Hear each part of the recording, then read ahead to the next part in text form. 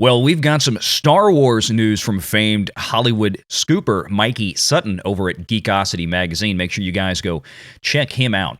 We'll leave a link to this article and his website in the description below, of course, as always. But he's got some news on some new Star Wars film developments, namely Thrawn and Heir to the Empire could be coming.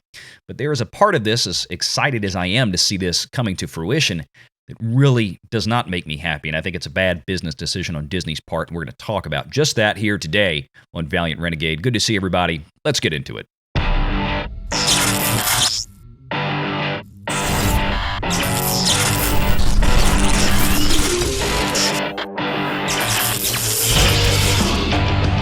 Renegade Online.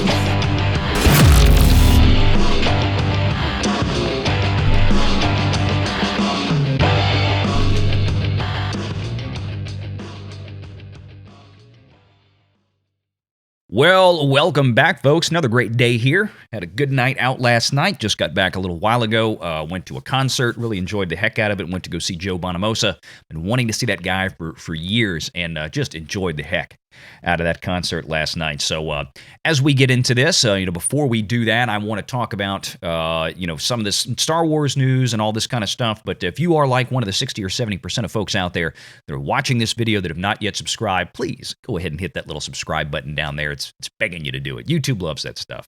Hit the notification bell. Hit that like button if you enjoy the video. Share this sucker out, and do leave a comment before you head out the door today. I want to know what you guys think on this, not just about Thrawn coming into the Star Wars franchise, which I'm excited to see, but also Heir to the Empire as a standalone major event for Star Wars, and then also the business decision that Disney is rumored to be making, according to Mikey Sutton here. We're going to talk about that. I'm not a big fan of it, but I want to hear what you guys think as well. So let's talk about this. Let's go through the article. It's pretty brief, and then I want to have a discussion on that.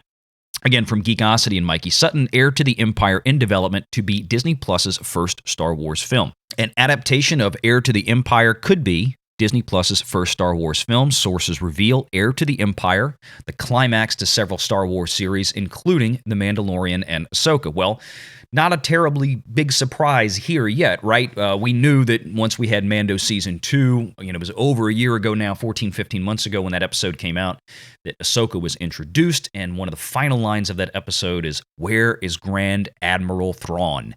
And it was at that point that we knew Thrawn was now officially part of the Mandoverse, was coming into the live-action canon here, which was very exciting. And I believe, if I'm not mistaken, that Lars Mikkelsen has indeed been tapped to bring the character to life, which I've said before, I think is the only person that should be doing it.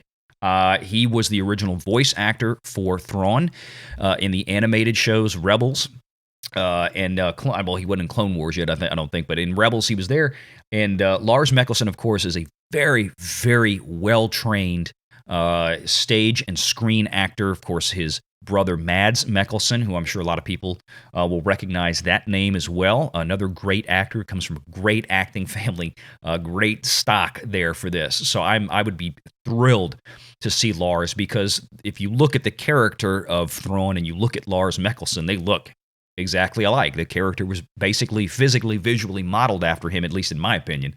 It was actually amazing. So nobody better to play that role. The question then becomes how this movie is going to be distributed, and this is where I start taking issue.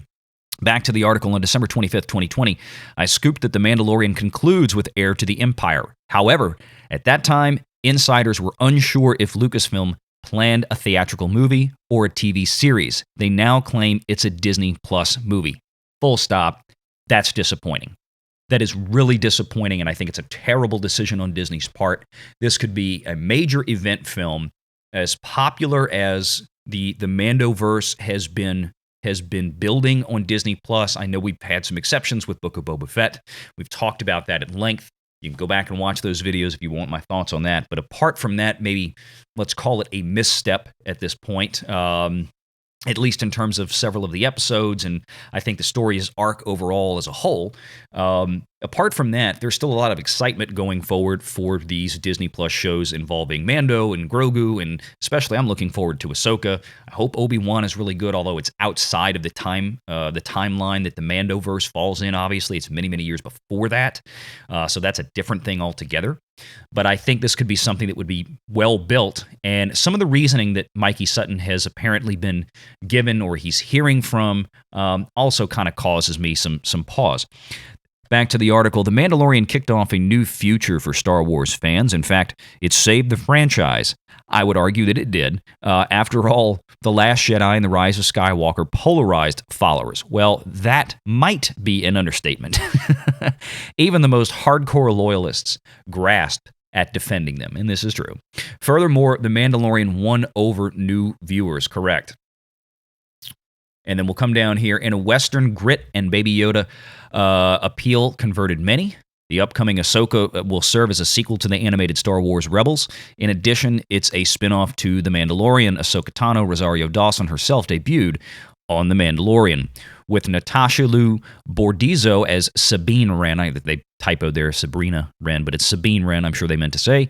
The puzzle pieces are fitting together. Yes, Disney Plus is forming a live-action Star Wars Rebels. It's a familiar strategy Marvel Studios president Kevin Feige patented for the Avengers. Well, of course, we know that also a very heavy hand in that design and that architecture was Jon Favreau, which is exactly why, and we've discussed this at length on this channel before, this is exactly why Jon Favreau and Gollum Creations, LLC, which is his production company, that is who they hire.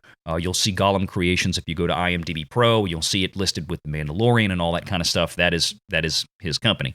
But that is why they brought Favreau in, was to recreate that architecture that he helped build for the MCU on the Star Wars side. But a funny thing happened on the way to the forum, and that thing was called Disney Plus. So that has changed the dynamic of where they're going with this.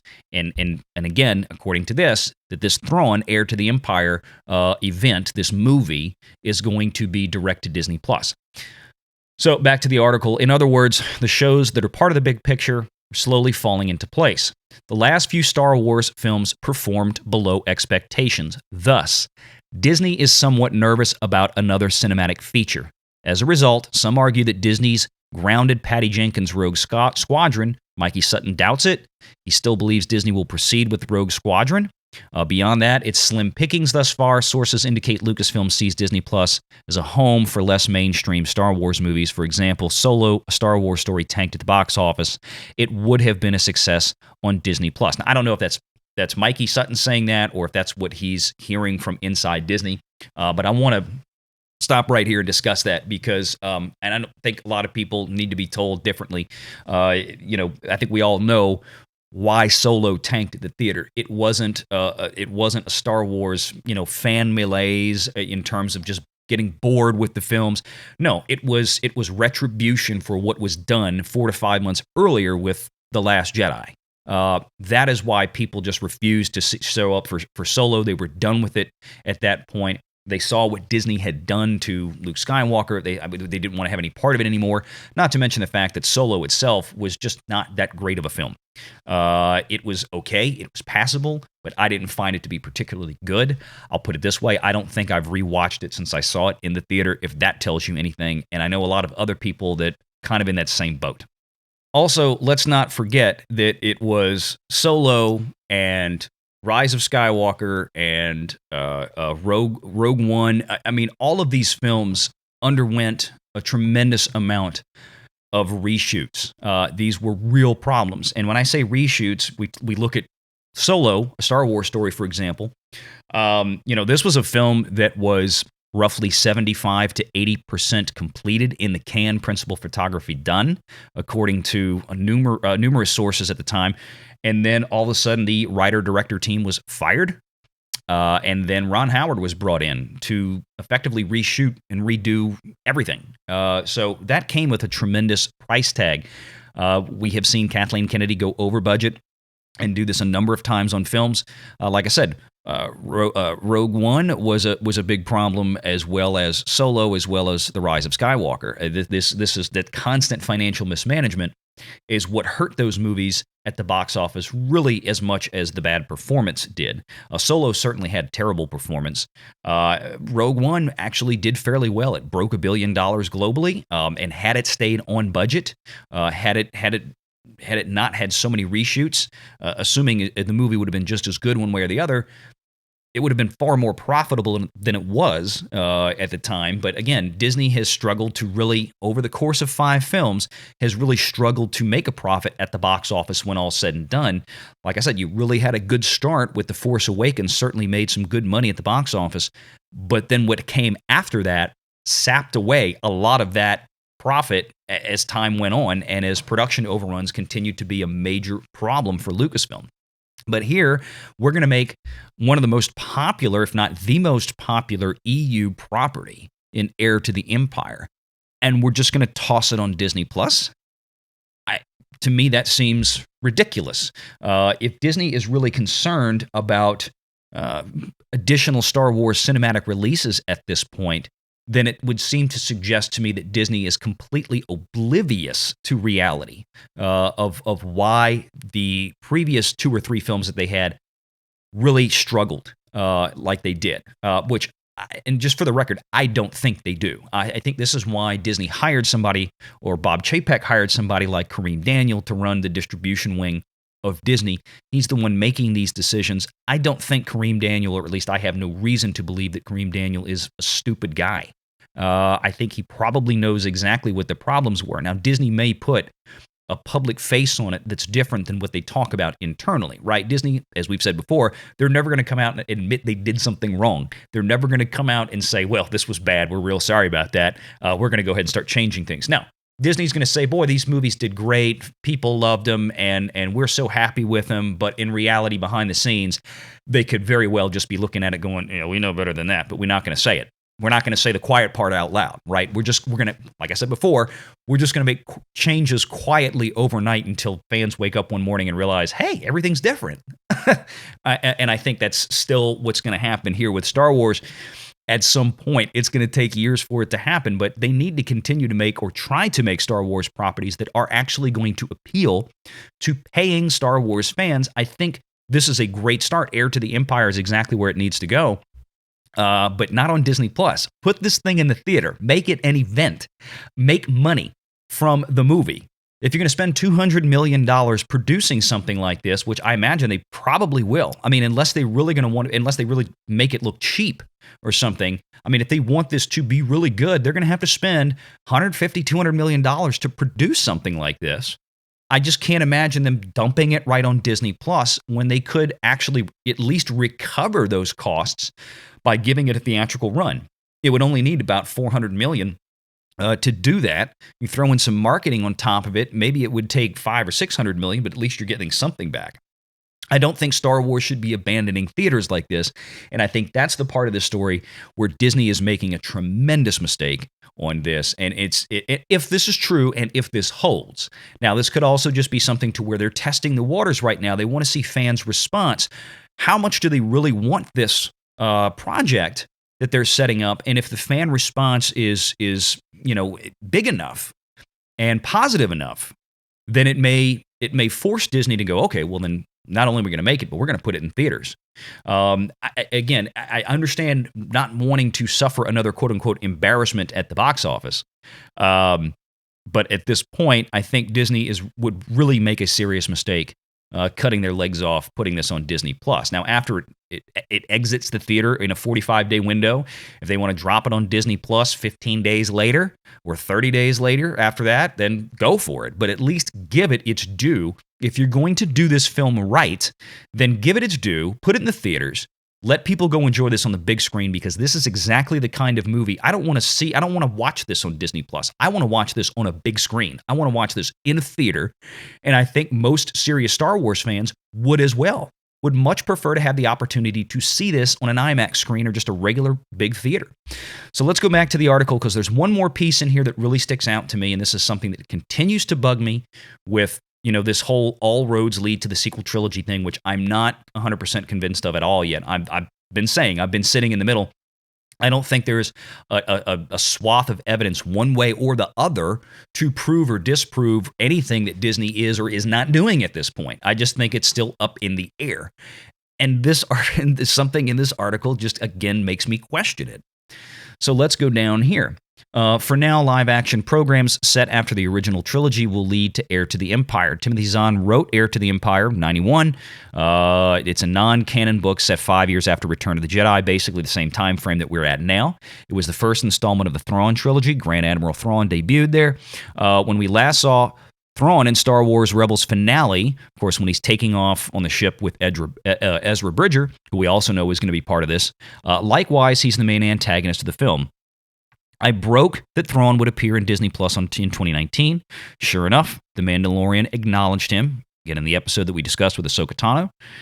The Heir to the Empire movie will tweak the novel, which, I understand that. I mean, rarely is a book brought to life on the screen that is, verbatim the book. There's always some changes to it to make it more effective to adapt it for the screen, and I get that. So don't expect a word-for-word adaptation to show up in a film like this. But this last line, the Heir to the Empire movie will tweak the novel. Will Mara Jade be in it? Insiders say she will. Well then, again, this goes back to where I continue to have a problem looking forward, being 20 some odd years away from the time frame of the sequel trilogy films, the Disney sequel trilogy films. We've got a lot of characters that this era, this Mandoverse, is putting in with major players, connecting to Luke and Ahsoka and everything else. Now Mara Jade's coming in, according to this rumor, which if you're doing Heir to the Empire, I think you kind of have to. I would suspect I'm not the biggest EU expert. I don't claim to be, but I know enough to be dangerous, I guess. But here we have this, that Mara Jade is coming in. And again, it makes me question, how do you address, in 20, 25 years of time frame is not that long a time that you think it is. You have to make all these characters show up and then disappear before the sequel trilogy era, like long before it. Because Thrawn at that point obviously did not exist. He was not in the sequel trilogies. Mara Jade didn't exist. There was no hint in that sequence of films that they had that Luke and Mara Jade were ever a thing. Well, I think if you were to bring Mara Jade in, then it would seem to me to suggest that they're going to follow that storyline with Luke and Mara, right? I mean, would they bring Mara Jade in and just not have her and Luke ever become a thing? I guess it's possible. I don't think the fans would really appreciate that. But that's one of those things that has to be addressed. So between Mando, between Grogu, between Mara Jade now, between Thrawn, Ahsoka, Sabine Wren, we have so many characters that are being introduced and put into now the film and television Star Wars canon that you have to undo all these characters. You have to either make them disappear or die or something between now and the sequel trilogy. It leads me to believe that there may still be going down a different path here.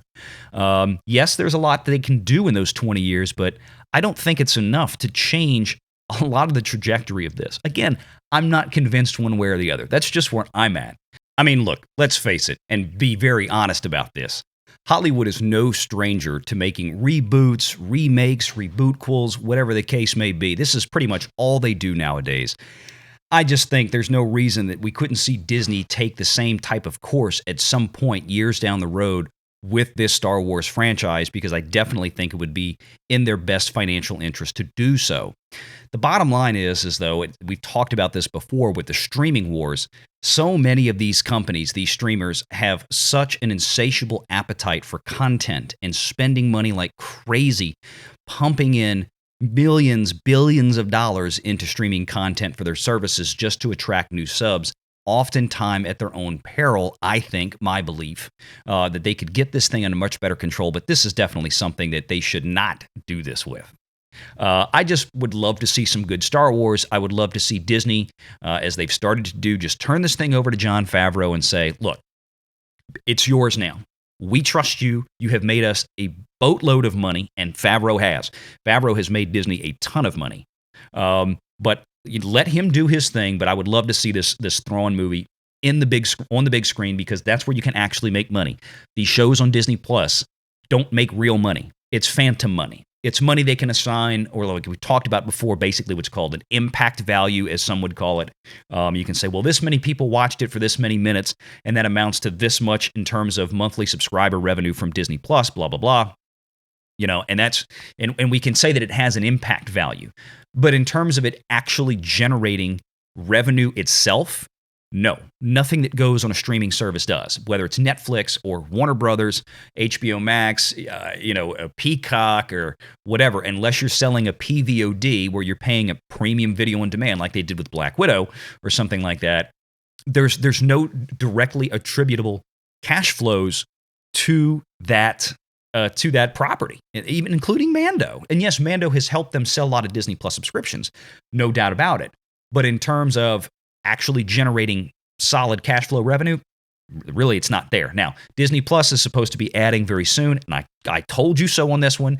They are going to be adding an ad-based subscription. So it means you're going to have cheaper Disney Plus with ads. Now, once they start selling ads, and they can start selling ads and say, hey, do you want to have your ads on Mando? Okay, it's this much more money. Then they can start saying, well, look, Mando is bringing in this much advertising revenue on Disney Plus. Advertisers are paying premiums. They're paying extra to have their ads run during episodes of Mando or Obi-Wan or something like that. That's where we can actually see some positive, legitimate, real cash flows coming in on these types of properties that they're putting on to Disney Plus. But with the Thrawn movie, with Heir to the Empire, guys, put it in the theater.